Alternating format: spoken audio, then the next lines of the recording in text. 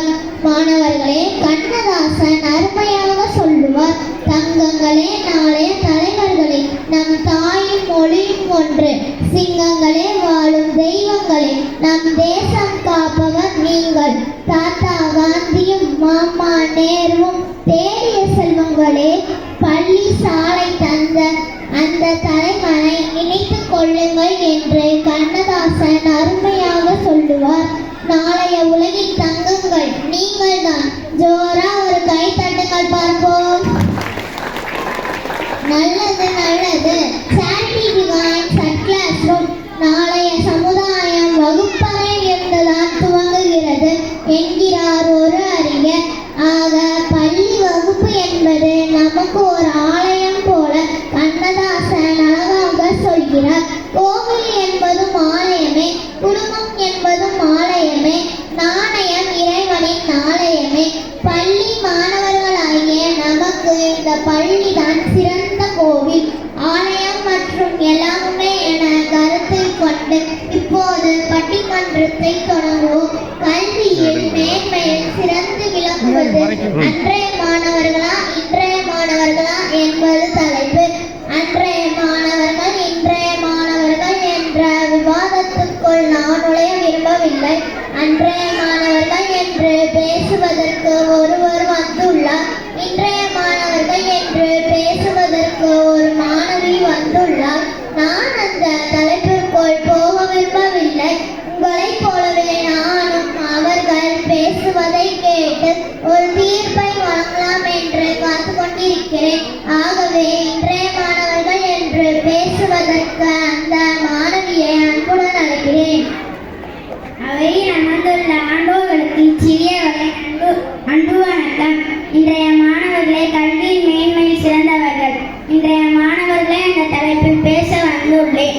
நடுவர் அவர்களே, இன்றைய மாணவர்களுக்கு விஞ்ஞானத்தில் வீழ்ச்சி அதிகம். முன்பெல்லாம் ஒரு காலம் இருந்தது, பிள்ளையும் படிக்க வேண்டாம், பிறம்படி படவும் வேண்டாம், சல்லையாவும் சுவடி தூக்கி சங்கடப்படவும் வேண்டாம், உள்ளனும் ஆடிக்கொண்டு முறையடி எழுதவும் வேண்டாம், இல்லை என்று இருந்தால் போதும் பெற்றவர் கதிக்க என்று ஒரு பழம்பாடல் கூறுகிறது. பிள்ளையாக இருந்தால் போதும் படிக்க வேண்டாம். அன்றைய மாணவர்களுக்கு படிக்கும் வாய்ப்பு கிடைக்கவில்லை. இவ்வளவு பள்ளிக்கூடங்கள் அன்றைய காலங்களில் இல்லை. காமராஜர் ஆட்சிக்கு வந்த பிறகுதான் தடுக்கி விழுந்தால் தொடக்கப்பள்ளி, ஓடி விழுந்தால் உயர்நிலை பள்ளி என்கிற ஒரு சாதனை அவர் காலத்தில் தான் நடந்தது. என்னுடைய தாத்தாமார்கள் எல்லாம் அப்படி படித்தவர்கள் தான், அப்படித்தான் படித்தவர்கள்.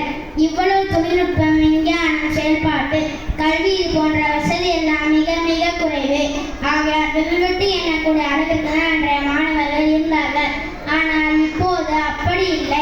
எல்லோருக்கும் கல்வி, எல்லோரும் ஓர் கல்வி, எல்லோருக்கும் சமநிலை, எல்லோரும் இந்த நாட்டு மன்னர்கள் என்கிற வாய்ப்பு.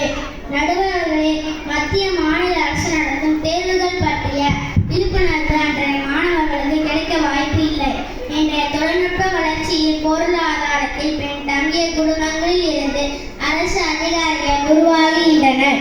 நடுவர்களே, கூகுள் சுந்தர் பிச்சை அவர்களையும் இஸ்ரோ தலைவர் நாராயணன் அவர்களையும் இன்றைய கல்வியின் மேன்மையினால் உலகையாளும் தமிழர்களாய் உருவாக்கியுள்ளது. நடுவர்களே, ஒரு சாதாரணமான மனிதன் கூட தன் உண்ணும் மாத்திரையின் பெயரை கூகுளில் அடித்து அது நோய்க்கு சரியான மாத்திரையானா என்பதை அறிந்து கொள்ளும் அளவிற்கு தற்போதைய கல்வி உருவாக்கியுள்ளது. நடுவர்களே, ஆகவே ஒரு மனிதன் தனக்கு தேவையான நல்ல விஷயங்களை அறிந்து மேம்பட இன்றைய கல்வி முறை அவர்களுக்கு வழிவகுக்கிறது. இன்றைய கல்வியின் மேன்மையில் சிறந்து விளங்குபவர்கள் இன்றைய மாணவர்களே. இன்றைய மாணவர்களே என தீர்ப்பு கூறுமாறு தாழ்மையுடன் கேட்டுக்கொள்கிறேன். நன்றி, வணக்கம். இன்றைய மாணவர்கள் தான் கல்வியில் மேன்மையில் சிறந்தவர்கள் என கூறி அமர்ந்துள்ளார் ஒரு மாணவி. அன்றைய மாணவர்களே என பேச மற்றொரு மாணவியை அழைக்கிறேன். கல்வியில் மேன்மையில் சிறந்தவர் இன்றைய மாணவர்களே என என் தோழி நிகழாக பேசி அமர்ந்துள்ளார். கல்வியில் மேன்மை என்பது இப்போது யாரும் உணர்வு பூர்வமாக படிப்பதில்லை. முன்பெல்லாம் புத்தகத்தை தேடி தேடி போய் படித்தனர். அவர்களுக்கு நன்கு பதிந்தது.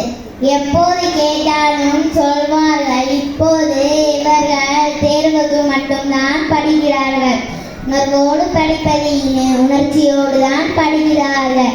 நடுவர் அவர்களே, எப்படியாவது முதல் மதிப்பெண் பெற வேண்டும் என்பதே இவர்களின் நோக்கமாகும்.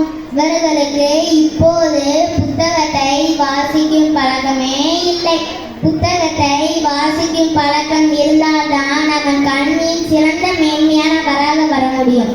எழுத்து கூட்டி கூட்டி படிக்க வேண்டும். எழுத்துக்களை சேர்த்து சேர்த்து படித்தால்தான் புரிந்து படிக்கும் ஆற்றல் கிடைக்கும்.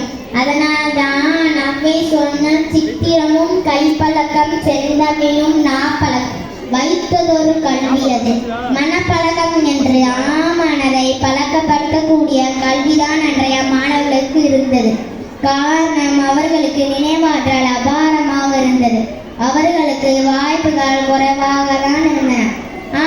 மிகவும் குறைவாக இருந்தால்தான் தேடி தேடி ஒரு நூலகத்தை தேடி அல்லது ஒரு புத்தகத்தை தேடி, இல்லை மாலை நேர வகுப்பிலேயே ஒரு ஆசிரியரை தேடி அணைந்து தாகத்தோடு படித்தனர்கள் அன்றைய மாணவர்கள். அதனால்தான் அருளும் நிறைய நமக்கு கிடைத்தது.